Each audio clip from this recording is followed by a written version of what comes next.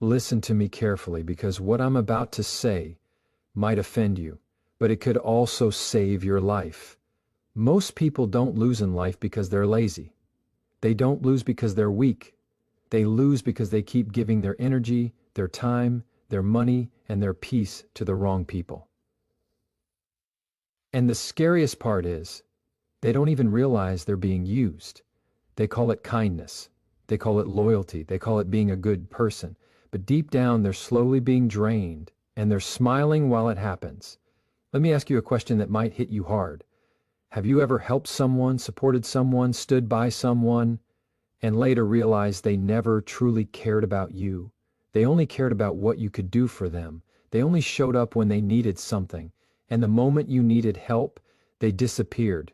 If that has ever happened to you, then this video is going to open your eyes in a way you will never forget, because today I am going to reveal the types of people you must stop helping immediately, no matter how innocent they act, no matter how much they beg, and no matter how guilty they try to make you feel. And I promise you, one of these types will shock you, because it's someone you've been protecting for years. Stay with me until the end, because the final truth I'm going to share is the reason why so many good-hearted people stay broke, stay stressed, stay exhausted, and stay stuck in life.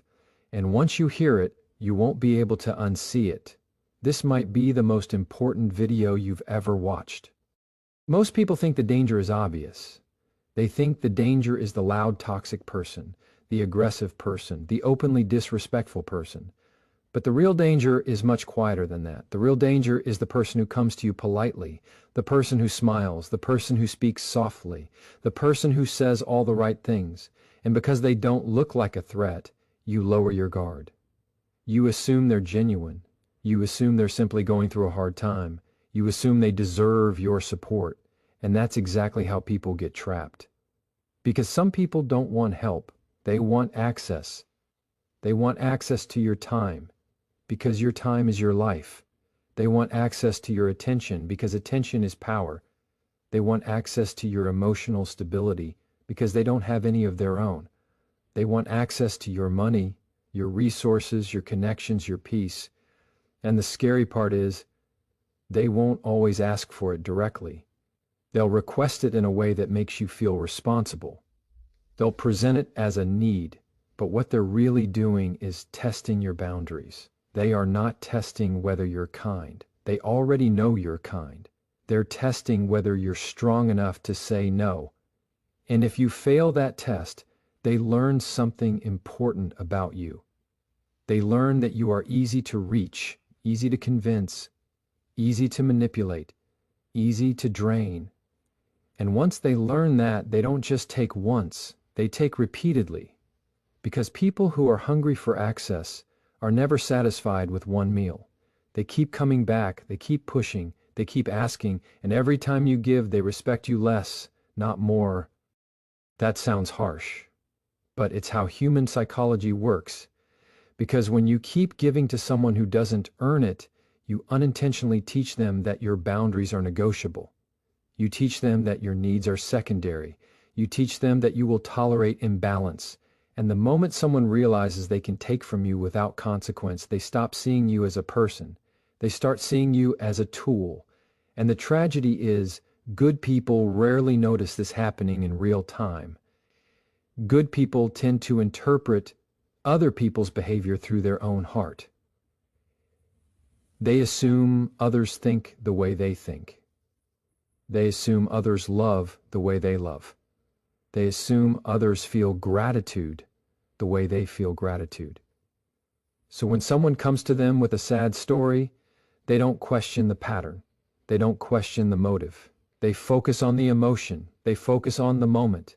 And in that moment, they hand over access. But life doesn't punish you for being kind. Life punishes you for being naive. You have to understand this. Not everyone who is struggling is deserving. Not everyone who is asking is sincere. Some people use struggle as a strategy. Some people use weakness as a weapon. They present themselves as helpless because helplessness makes people feel guilty. And guilt is the most powerful lever in human relationships. If I can make you feel guilty, I can make you act against your own interest.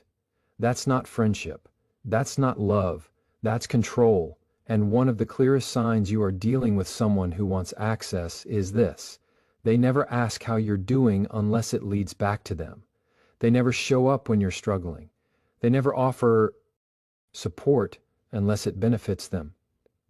They don't reach out to build connection. They reach out when they need something. Their presence is conditional. Their loyalty is temporary. Their kindness is transactional. And yet they'll still call you their brother. They'll still say, I respect you. They'll still tell you you're the only one I trust.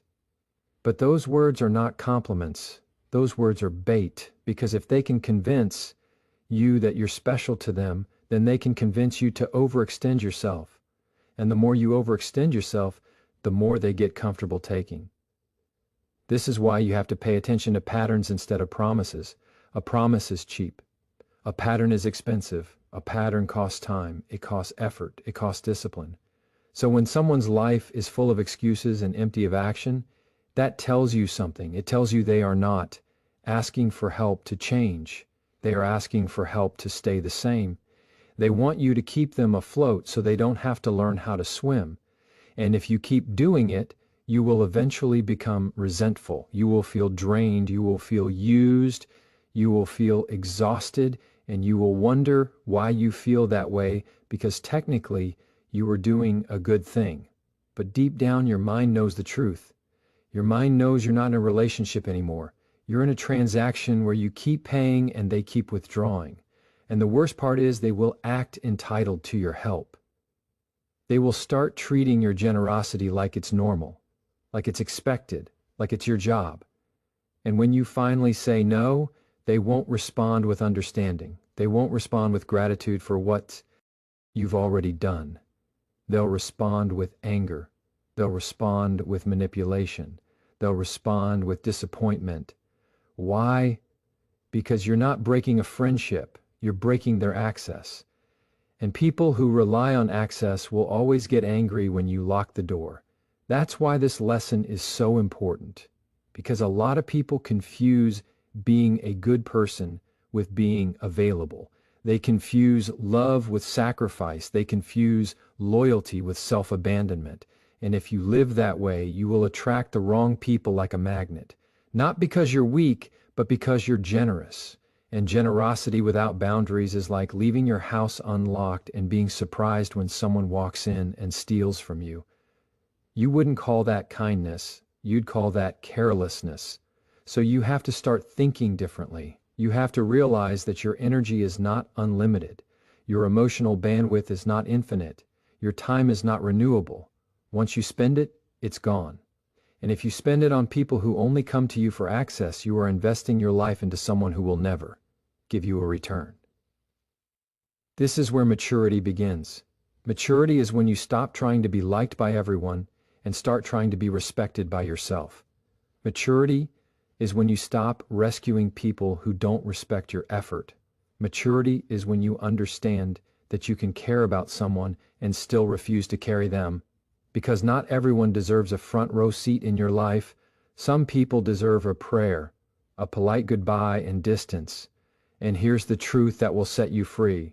You don't need to explain yourself to someone who only values you when you're useful. You do need to justify your boundaries to someone who benefits from you having none. You don't need to feel guilty for protecting your peace. Peace is not selfish. Peace is survival. If you want to know who deserves your help, look at one thing. Look at their effort. Look at their humility. Look at whether they take responsibility. Look at whether they are trying to change, even if they're struggling. Because a person who truly wants help will meet you halfway. They will show gratitude. They will show consistency. They will show growth. But a person who wants access will always want more and still feel like it's not enough. So be wise. Be calm. Be respectful, but be firm, because your kindness is powerful, and anything powerful must be protected. And here's the final thought I want to leave you with. Never forget this. Some people don't want your help. They want your life. So before you open the door, ask yourself one question. Are they asking for support, or are they asking for permission to drain you? Because the moment you learn the difference, you stop being used and you start becoming free. Let's talk about something that most people avoid saying out loud because it sounds harsh, it sounds judgmental, it sounds like the opposite of compassion. But if you're serious about protecting your future, you need to understand this truth with complete clarity. You cannot keep helping someone who keeps making the same mistake. Not because you don't care, not because you're cold, not because you lack empathy, but because at some point what you call help stops being help and becomes permission. And that's where good people get trapped. They confuse being supportive with being responsible. They confuse loyalty with self-sacrifice. They confuse kindness with unlimited tolerance. And slowly, without realizing it, they become the safety net for someone else's poor choices. And the reason this is so dangerous is because human beings learn through consequence. That's not an opinion, that's psychology, that's reality. People change when pain becomes more uncomfortable than discipline. People evolve when the cost of their behavior becomes too expensive to ignore. But when you keep stepping in to rescue someone, you remove the cost, you remove the lesson, you remove the consequence, and you leave them with no reason to grow. So what happens? They stay exactly the same. They keep dating the same toxic people. They keep wasting money the same way. They keep ignoring responsibility. They keep avoiding accountability. They keep chasing short-term comfort. And then they come to you again with the same story, just told with different details. And you know what's fascinating? They don't come to you because you have the power to fix them. They come to you because you have the weakness to forgive them. They know you're going to listen. They know you're going to understand. They know